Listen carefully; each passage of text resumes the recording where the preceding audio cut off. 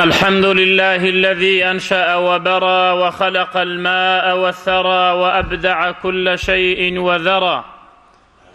لا يغيب عن بصره صغير النمل في الليل إذا سرى، ولا يعزب عن علمه مثقال ذرة في الأرض ولا في السماء. الرحمن على العرش استوى، له ما في السماوات وما في الأرض وما بينهما وما تحت الثرى. وإن تجهر بالقول فإنه يعلم السر وأخفى. الله لا إله إلا هو، له الأسماء الحسنى. خلق آدم فابتلاه واجتباه فتاب عليه وهدى، وبعث نوحا فصنع الفلك بأمر الله وجرى، ونجى الخليل من النار فصار حرها بردا وسلاما عليه فاعتبروا بما جرى. وآتى موسى 9 آيات فما ادكر فرعون ومرعوى، وأيد عيسى بآيات تبهر الورى، وأنزل الكتاب على محمد فيه البينات والهدى. أحمده على نعمه التي لا تزال تترى، وأصلي وأسلم على المبعوث في أم القرى، صلى الله عليه وعلى صاحبه أبي بكر في الغار بلا مراء، وعلى عمر الملهم برأيه فهو بنور الله يرى، وعلى عثمان زوج ابنتيه ما كان حديثا يفترى، وعلى علي بن عمه بحر العلوم وأسد الشرى، وعلى جميع الآل والصحابة الذين انتشروا فضلهم في الورى، وسلم تسليما كثيرا. يا أيها الذين آمنوا اتقوا الله وكونوا مع الصادقين. أما بعد، فإن أصدق الحديث كلام الله، وخير الهدي هدي محمد صلى الله عليه وعلى آله وسلم، وشر الأمور محدثاتها، وكل محدثة بدعة، وكل بدعة ضلالة، وكل ضلالة في النار. قال الله تعالى في محكم تنزيله: لقد كان في قصصهم عبرة لأولي الألباب، ما كان حديثا يفترى، ولكن تصديق الذي بين يديه وتفصيل كل شيء وهدى ورحمة للمؤمنين. وقال تعالى: وكلا نقص عليك من أنباء الرسل ما نثبت به فؤادك، وجاءك في هذه الحق وموعظة وذكرى للمؤمنين. أما بعد، بەڕێزان و خۆشەویستان، بەردەوامین لە باسی پێغەمبەران بێ لە 5 پێغەمبەری ئولی العەزم، بەردەوامین لە باسکردنی یوسفی سدیق سەلامی خوای لەسەر بێت کە چەند میحنەتێک و چەند سەغڵەتیە هات بەسەریە. یەکێ لە سەغڵەتیەکان براکانی کە ئەزیەتیاندا و خستیانە بیرەکەوە. یەکێتر لە میحنەتەکان ئەوەیە کە لە قەسری مەلیکدا ئەو ئافرەتانە هەمووی داوای ئیشی فاحیشەی لێکەن. یەکێتر لە میحنەتەکاندا یوسف سەلامی خوای لەسەر بێت بە بەردەوامی هێشتانە لە سژنایە. بەڵام خوای گەورە و میهرەبان ئەگەر گەرەکی بێشتێ بکات، هەنێ ئەسباب ئاسانەکا بوو ئەو شتە بۆ ئەوەی ببێت. بۆیە یوسف سەلامی خوای لەسەر بێت یەکەم خەو کە ئەیبینێت ئەبێتە بەڵاو شدەیەک بەسەرێوە، خەوێکە ئەیبینێ و باسیەکا بۆ باوکی و باوکی تعبیری بۆ ئەکا و لە کۆتا قسەکەیان بە باوک و دایکی ئەڵێت: هذا تعبير رؤياي من قبل قد جعلها ربي حقا. دووهەم خەو ئەو خەوەیە کە ئەو دوو کەسە لە سژنەکەیان خەوە بینن. یوسف سەلامی خوای لەسەر بێت بۆیان تعبیرەکە و نەسیحەتی هەموو سژنەکانەکات. بەڵام خەوێکی تر دێتەکایەوە، ئەوش عەزیزی مسرە، مەلیکی مسرە، کە ئەبێ خەوێک ببینێ بەهۆی ئەو خەوەوە. جبریل سەلامی خوای لەسەر بێت دێ بۆ لای یوسف سەلامی خوای لەسەر بێ و سەلامی لێ ئەکا، پێی ئەفەرمێت: وا فەڕەجت نێزگەوە بووە، وا دەرچوونی تۆ لە سجن نێزگەوە بووە بەهۆی مەلیکەوە کە خەوێکە بینێت جاری وهەیە ئینسانی فاسق و کافرش خەوە بینێت هەڕاستە، بەڵام خەوەکەی ئاوها و ئاوهایە و تعبیرەکەیشی ئاوها و ئاوهایە، لە دوای ئەوە ئێتر دەرئەچیت و نیشتەجێ ئەبی لەسەر زەویدا و لە سژنەوە بۆ مەلیکایەتی ئەڕۆی. ئەبەو شێوەیە. بۆیە گەیشتمانە ئەوەی کە یوسف سەلامی خوای لەسەر بێت تعبیری ئەو دوو گەنجەی کرد خەوەکەیان، یەکێکیاندا لە سێدارە و ئەوەکەی تری گەڕاوە بۆ لای پادشاکەی و بەڵام وتی لەبیرم نەکەی بڵێ یوسفێکا لە سژن، بڵێ یوسفێکا لە سژن بە زوڵم و تەعەدا کراوەتە ژوورەوە، بەڵام فەئەنساه الشەیطان ذیکر رەبیه فەلەبیسە فی السجن بضع سنین، 7 ساڵ لە سجن ماوە یا زیاتر. لە دوای ئەم 7 ساڵە یوسف سەلامی خوای لەسەر بێت هەر سەبری هەبوو، ئارامی گرت، هەر نەسیحەتی خەڵکی ئەکرد. بۆیە شاعر فەرموویەتی ئەما في رسول الله يوسف أسوة لمثلك محبوسا على الظلم والإفك أقام جميل الصبر في الحبس برهة، يعني قطعة من الزمان، فآل به الصبر الجميل إلى الملك. أو صبر ويل يكرك لعبدايتي لسجن بك بمليك مصر يتبوأ منها حيث يشاء. شوي جرك بكيف خوي أروح أبو شوية صبر آرامي قرد بويا ملك خوا بينيت خواي قورو مهربان بمان باسكا لآياتي 43 سورة يوسف أشين تفسير كاني هتاوكو آياتي 57. وقال الملك إني أرى 7 بقرات، الملك بألف لام عهدي نيوبني فرمو فرعون، أرى 7 بقرات سمان يأكلهن 7 عجاف و7 سنبلات خضر وأخر يابسات يا أيها الملأ أفتوني في رؤياي إن كنتم للرؤيا تعبرون قالوا أضغاث أحلام وما نحن بتأويل الأحلام بعالمين. وتي من خوم بيني ولا خوما 7 مانگای زۆر گەورە و قەڵە و 7 مانگای لەردێت ئەو 7 مانگا قەڵەوە ئەخوات. و7 سنبلات خضر وأخر يابسات،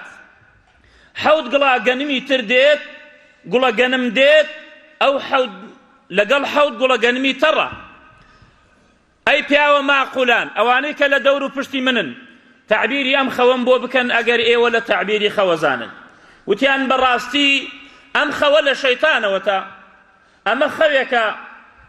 یعنی هیچی تا بەسەر نییە و سەری لێ دەرناکەین، ئەمە هیچ خەمت نەبێ و هیچ خەوێک نییە، ئێمە لە تعبیری ئەم خەوە نازانین. أضغاث أحلام وما نحن بتأويل الأحلام بعالمين. وقال الذي نجا منهما وادكر بعد أمة أنا أنبئكم بتأويله فأرسلون. ئەم جاکە کابرا هاتەوە فکری پێش 7 ساڵ بەلە ئێستا گەنجێک هەبوو ناوی یوسفە سەلامی خوای لەسەر بێ لە سجن کە زۆر چاکەکار بوو کە تعبیری خەوی بۆمانە کرد. وادكر بعد أمة يعني بعد زمن. من ئێستا کە پێتان ئەڵێم تعبیری ئەم خەوە چییە؟ بەڵام فەئەرسلون بمنێرن بۆ فڵانە سجن گەنجێک هەیە لەوێ با بڕۆم تعبیری بکەم. وتیان بچۆ. گەیشتە لای یوسف سەلامی خوای لەسەر بێت. يوسف أيها الصديق أفتنا في 7 بقرات سمان يأكلهن 7 عجاف و7 سنبلات خضر وأخر يابسات لعلي أرجع إلى الناس لعلهم يعلمون. قال تزرعون 7 سنين دأبا فما حصدتم فذروه في سنبله إلا قليلا مما تأكلون. أي يوسف تعبيري أم خوتشيا فرموي تعبيري أم خوا أويا 7 ساڵ هەرچی زەویتان هەیە ئەبێ بیکێڵن، ئەبێ دەخڵودانێکی زۆرتان هەبێت. ئەم جاکە کە کاتێ ئەم 7 ساڵە گەنمەکانتان ئەدورن، تەبعەن جاران دەڕاستەنە بۆ بەدەسەیان دووری، ئەو گوڵە گەنمانە گوڵەکان نەتەکێنن کە گەنمەکانی لێ دەربچێ، با بە گوڵەکەوە بمێنێت ئیلا ئەوەنە نەبێت کە بیخۆن. ئەم 7 ساڵە ئەبێ هەمووی خەزن بکەن ئیلا کەمێکی نەبێت. لە دوای ئەم 7 ساڵە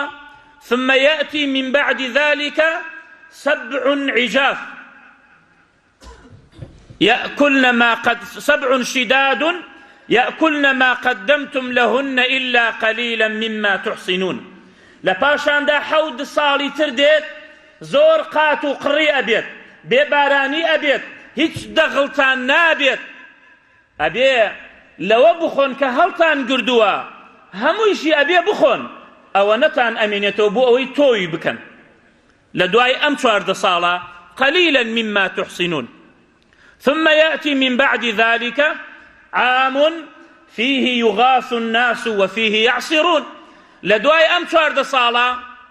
ساڵێک دێت ئەمجا فەرحەناکی و خۆشیە بارانتان بۆ ئەبارێنێ هەم سازەویشی نەبێ و هەموو سەوزی ئەبێ و هەموو بەرەکەت ئەبێ و بە کەیفی خۆتان ترێ ئەگوشن و هەنجیر بێ ئەو شتانە هەمووی ئەبێت بەم شێوەیە تعبیری خەوەکەی بۆ کرد بەڵام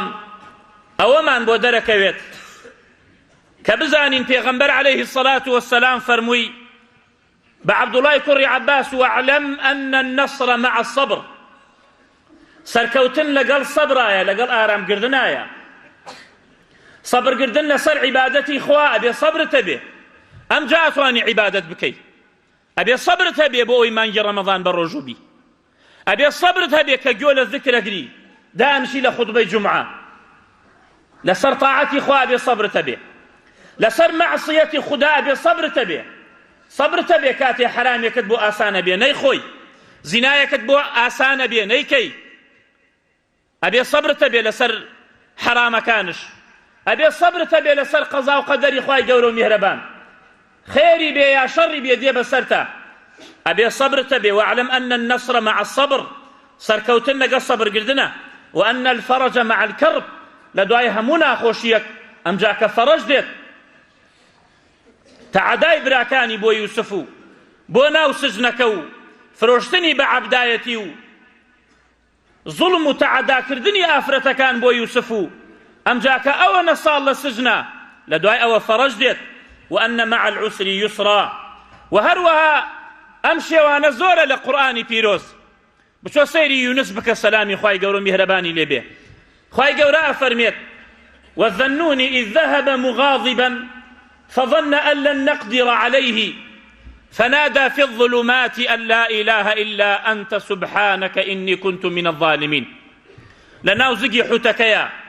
بە شەودا لەژێر بەحردا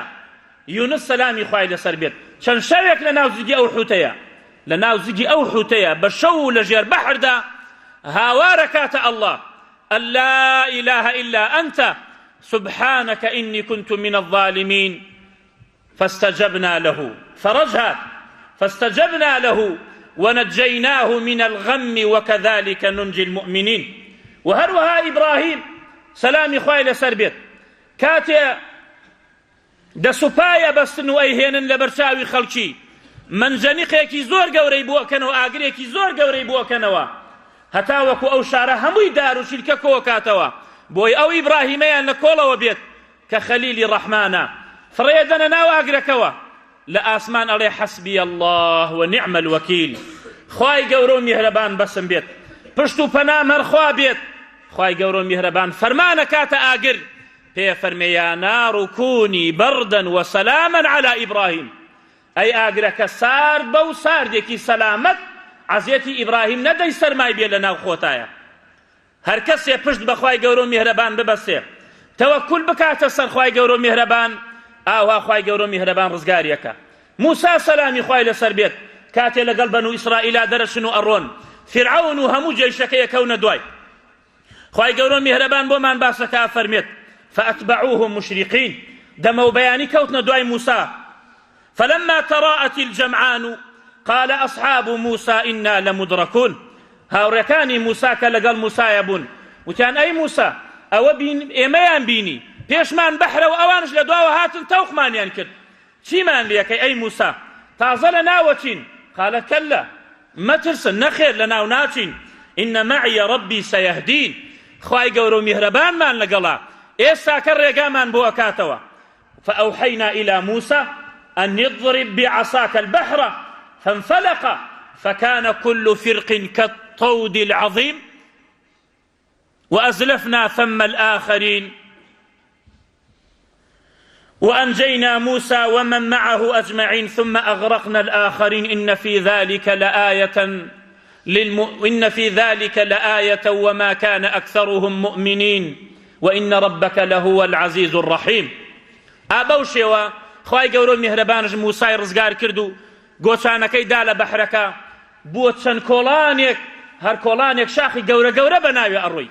پەڕینەوە و فیرعون و دار و دەستەکەی هەمووی خەمکان. و هەروەها پێغەمبەر محەممەد عليه الصلاة والسلام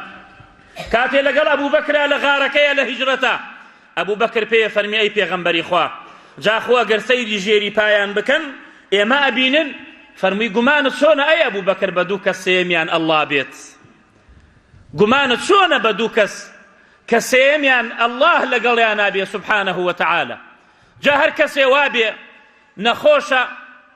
بپاڕێتەوە لە خوای گەورە و میهرەبان، داوا لە ئەڵڵا بکە. کەسێک لە مشکلەی هەیە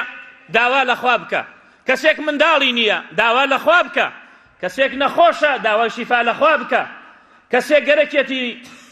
خدا ڕەحمی پێ بکە. هەرچیتان هەیە لە سەغڵەتی و لە ناخۆشیدا داوا لە خوای گەورە و میهرەبان بکەن.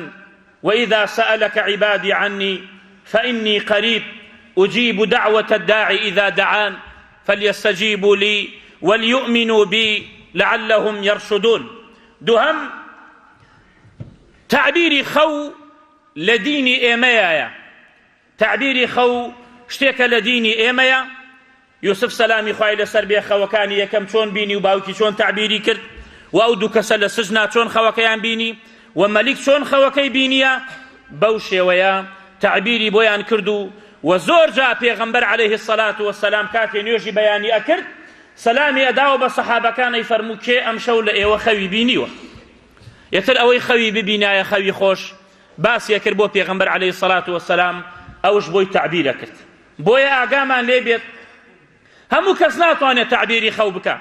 چونکە کەسێکی زانا تعبیری خەو بکە لەسەر ئەو تعبیرە خەوەکە دێتە دی.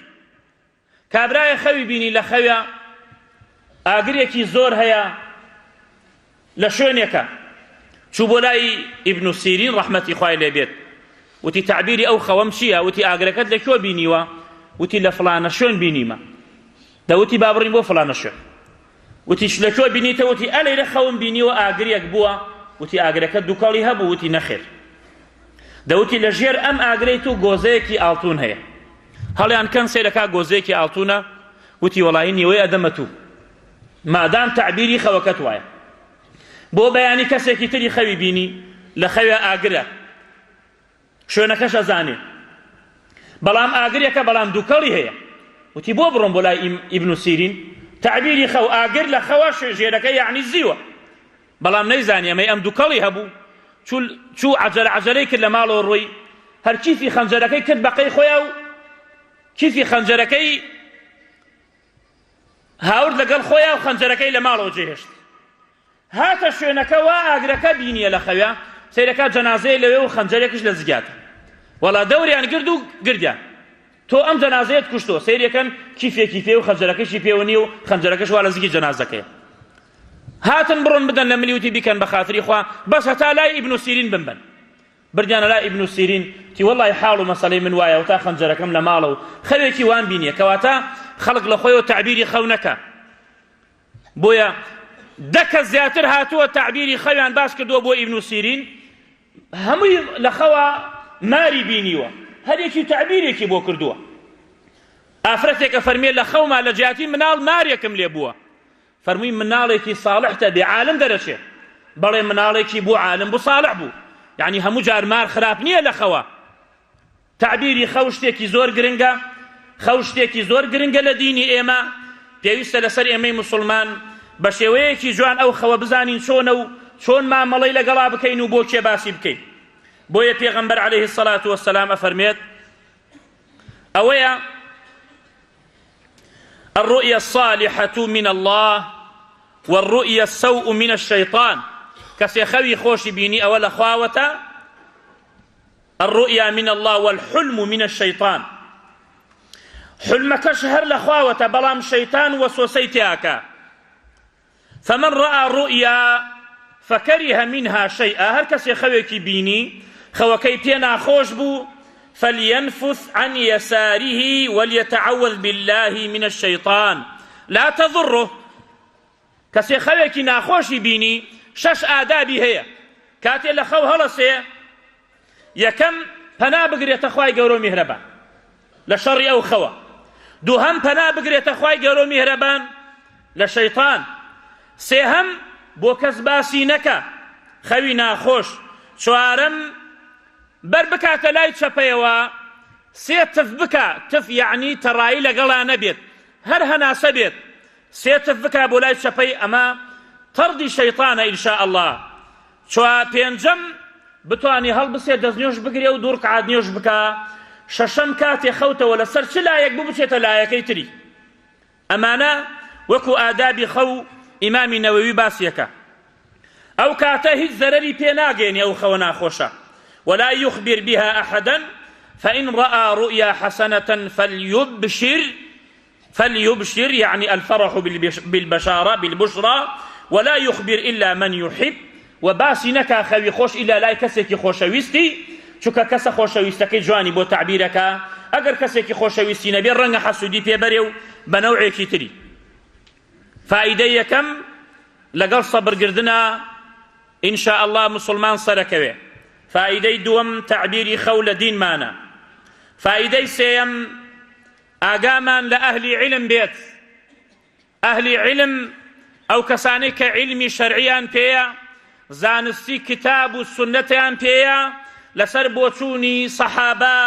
ئەمن و ئەمان و ئیمان للئومە بەڕاستی جێی ئەمن و ئاسایشن بۆ فەرد و بۆ خۆی و بۆ وڵات ئەهلی علم ئابەو شێوەیە ئەوە تا یوسف سەلامی خوای لەسەر بێت جارێ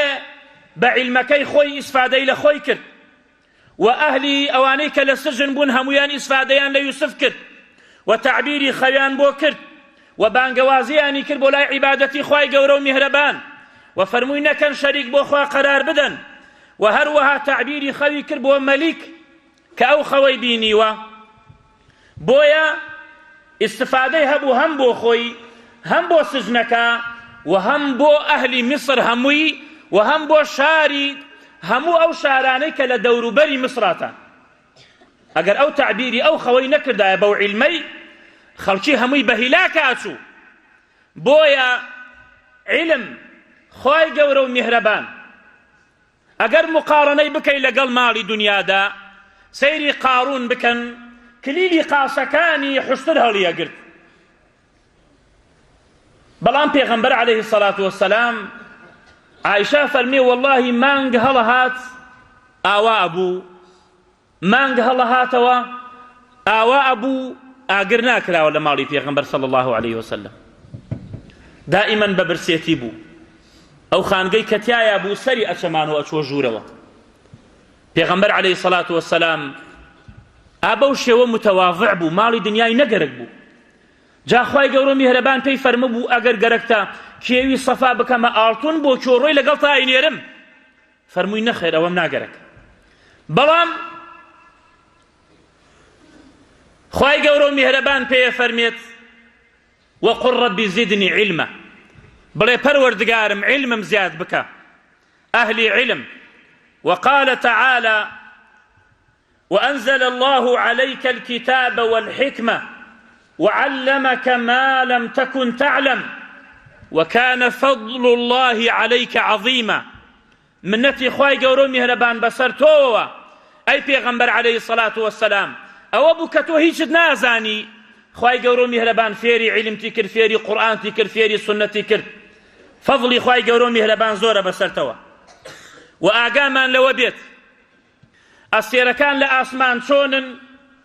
وەکو عەبدەکان وان بەڵام مانگی چواردەشەوە چۆنە لە ناو ئەستێرەکان ئەوش عەبدێکە بەڵام ئەو عەبدە عالمە علمی شەرعی پێیە وەکو چۆن ئەستێرەکان ئاسمان ئەڕازێننەوە زۆر بە جوانی هەروەها عولەماش سەر زەوی ئەڕازێننەوە ئەهلی علم سەر زەوی ئەڕازێننەوە هەروەها چۆن ئەستێرەکان لە شەوی تاریکدا ڕێگاکانی پێدۆزیتەوە ئەهلی علمش لە سەر زەویدا ڕزگارت ئەکا و شوێنی ئەکەوی لەوەی کە لە گومڕایی و بیدعە و خوڕافەت ڕزگارت بکە. وەکو چۆن خوای گەورە و میهرەبان ئەستێرەکانی داناوە بۆ ڕەزمکردنی شەیطانەکان، عولەمایان زانایان ڕەحمەتی خوایان لێبێت لەسەر زەویدا بەڕاستی خوای گەورە و میهرەبان دایانی ناوە بۆ ڕەجمێک و بۆ تیرێک بۆ ئەهلی بیدع و ئەهوا و خوڕافەت. بۆیە پێغەمبەر عەلەیهی الصەلاة وەسەلام فەرمێت إن الله وملائكته حتى النملة في جحرها وحتى الحوت في البحر ليصلون على معلم الناس الخير. 1838 لصحيح الجامع ده خوای گەورە و میهرەبان هەرچەند مەلائیکەی هەیە هەتاوەکو مێرولە لە ناو شارەکەی خۆیدا، هەتاوەکو حوت لە ناو بەحردا، هەمویان دوعای خێرەکەن بۆ ئەو کەسەی کەوا خەڵکی فێری عیلمەکە، هەمووی دوعای خێرەکەن. خوای گەورە و میهرەبان مەلائیکە هەموو مێرولەیەک لە کولانەکەی خۆیدا، لە شارەکەی خۆیدا، هەموو حوتێک لە ناو بەحردا، هەمویان دوعای خێرەکەن بۆ ئەهلی عیلم. فبۆیە لەسەر ئێمەی مسلمانان عامەتەن قەدر و ڕێز و مەنزیلەتی ئەهلی عیلم بزانین، وخاصەتەن دەسەڵاتدارەکان حرمەت و ڕێز و قەدری ئەهلی عیلم بزانن کێ ئەهلی عیلمە، بزانن کێ مەسلەحەتی نیەت و بانگەوازی بۆ خوای گەورە و میهرەبانە. بانگەوازی نەک بۆ حیزبایەتی، نەک بۆ تەریقایەتی، نە بۆ پەرلەمان و کورسێتی هیچ کەسێک، وداعيا إلى الله بإذنه بانگوازی خەڵکی بکەین بۆ لای خوا بە ئیزنی خوا. ئەو بانگەوازیە ئەبێ ئیزنی خوای لەسەر بێت، ئەو عیبادەتە ئەیکەی کە ئەبێ ئیزنی خوای لەسەر بێت. فبۆیە پێویستە لەسەرمان بە قسەی ئەهلی عیلم بکەین، ئەهلی عیلم بە قسەیان بکەین سەرکەوتوین لە دنیا و قیامەتە، هەروەکو یوسف سەلامی خوای لەسەر بێت چۆن بە قسەیان کرد، چۆن مەلیکی مصر بە قسەی یوسفی کرد کە ڕزگاریان بوو. جا ئەگەر یوسف نەبوایە هەموو خەڵکی لە ناوەچوو لە دوای خوای گەورە و میهرەبان، هەموو خەڵکی بە هیلاک ئاچوو. بەڵام عیلمی یوسف تعبیری ئەو خەوە زۆر جوانەی کرد بۆ ئەوەی بتوانێت خەڵکی ڕزگار بکە لە ضەلالەت، لە برسێتی، لە بڕین و کوشتن، لە فتنە و ئاشوب. بەڕاستی ئەهلی عیلم ئەمن و ئەمانن بۆ هەموو خەڵکی قەدریان بزانین، وخصوصا وەکو وتمان ئەو کەسانی کە دەسەڵاتدارن تەمیز بکەن کێ ئەهلی عیلمە ئەبێ حورمەت و ڕێز واجبە لەسەریان لە ئەهلی عیلم بگیرێت، چکە خوای گەورە و میهرەبان بە عەزەمەتی خۆی جەلە جەلالوه لەبان عەرشی خۆی سبحانه وتعالى مدحی ئەهلی عیلمەکە ئەفەرمێ شهد الله أنه لا إله إلا هو والملائكة وأولو العلم قائما بالقسط. خوای گەورە و میهرەبان ڕێزی لە ئەهلی عیلم کردووە، هەر کەسێ ڕێز لە ئەهلی عیلم بگرێت خوای گەورە و میهرەبان بە حورمەتیەکە، هەر کەسێ ئیهانەی ئەهلی عیلم بکە. و نیشانەی منافق، نیشانەی ئەهلی بیدعەتیەکان، نیشانەی فاسقەکان ئەوانن کە قسە بە ئەهلی عیلمەکەن، کە گوێ نەدەن، کە بوهتانیان بۆکەن، چونکە عیلمیان پێ نییە، چونکە بەڵگەیەکیان پێ نییە بڵێ کاکە ئەم قسەیەت هەڵەیە بە بەڵگەی ئەم ئایەتە، بە بەڵگەی ئەم حەدیثە، مەجبورن بوهتان بکەن، گوێندانیان، قسەکردنیان بەو شێوەیە. فبۆیە ئەهلی عیلم دائیمەن خەڵکی ئاگادار کردووەتەوە مەقەیەد من خەڵکینە بیدعە مەکەنە سنەت، سنەت مەکەنە بیدعە، چونکە پێغەمبەر صلی الله عليه وسلم لە هەموو تارێکە، لە هەموو مەجلیسێکە، لە هەموو نەسیحەتێکە فرمويتي إياكم ومحدثات الأمور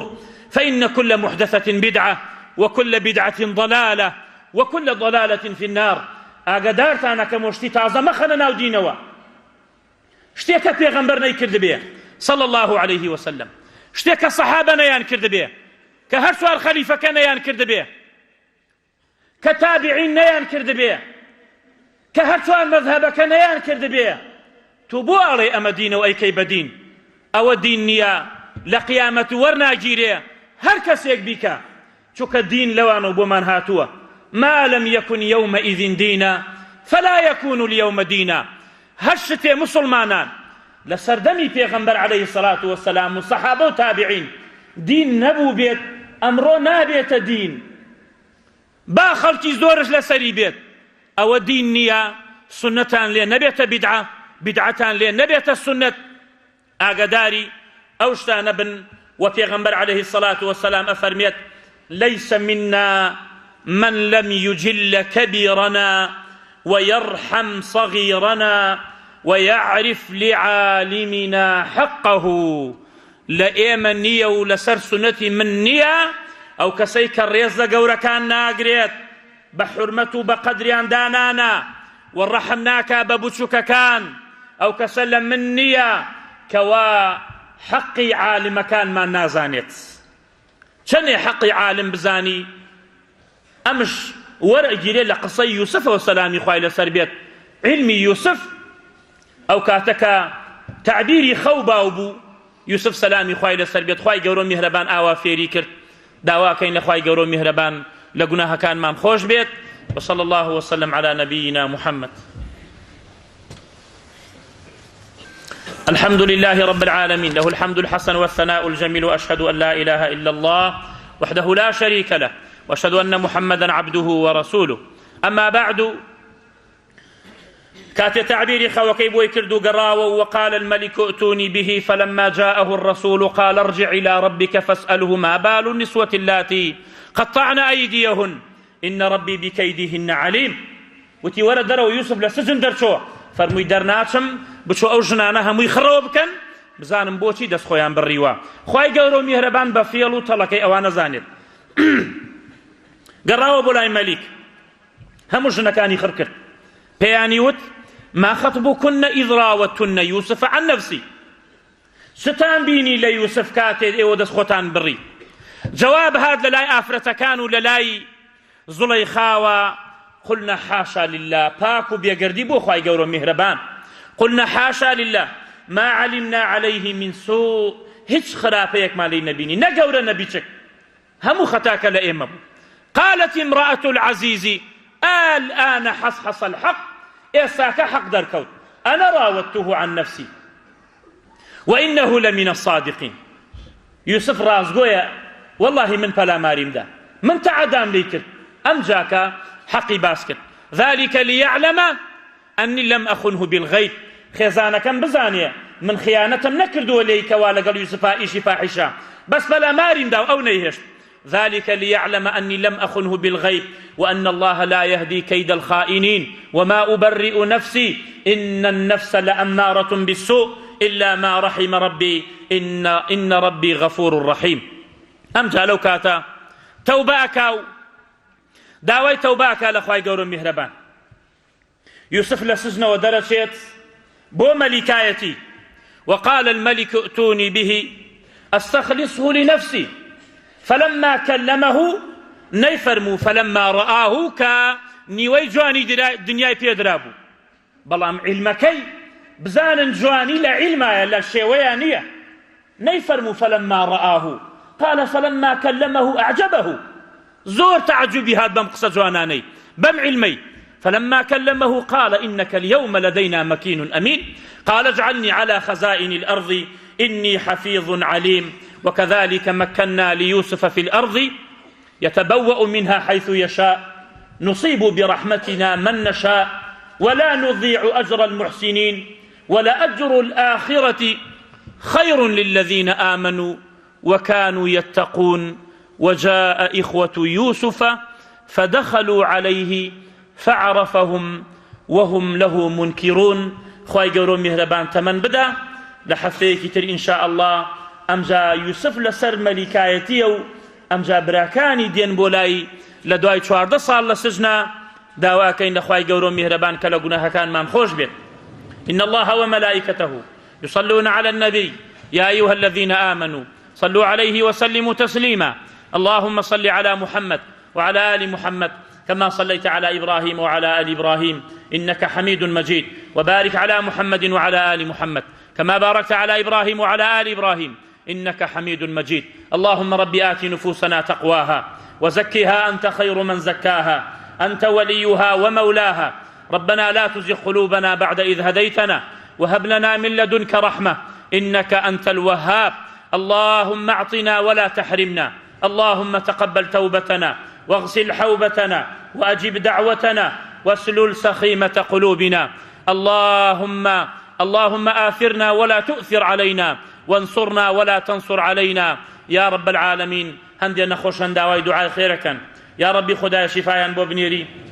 يا ربي، خدايا باريان سوك بكي يا ربي، خدايا برحمي خود رحمي لي بكي، رحم لمردو كان مان بكي، رحم لدايكو باو كان مان بكي يا ربي. خدايا آخر خير مان بكي يا ربي. خدايا علم مان بيه ببخشي يا ربي. خدايا إسفاديها بيه بو خومان وبو خلقيش. آمين والحمد لله رب العالمين. سبحان ربك رب العزة عما يصفون وسلام على المرسلين والحمد لله رب العالمين.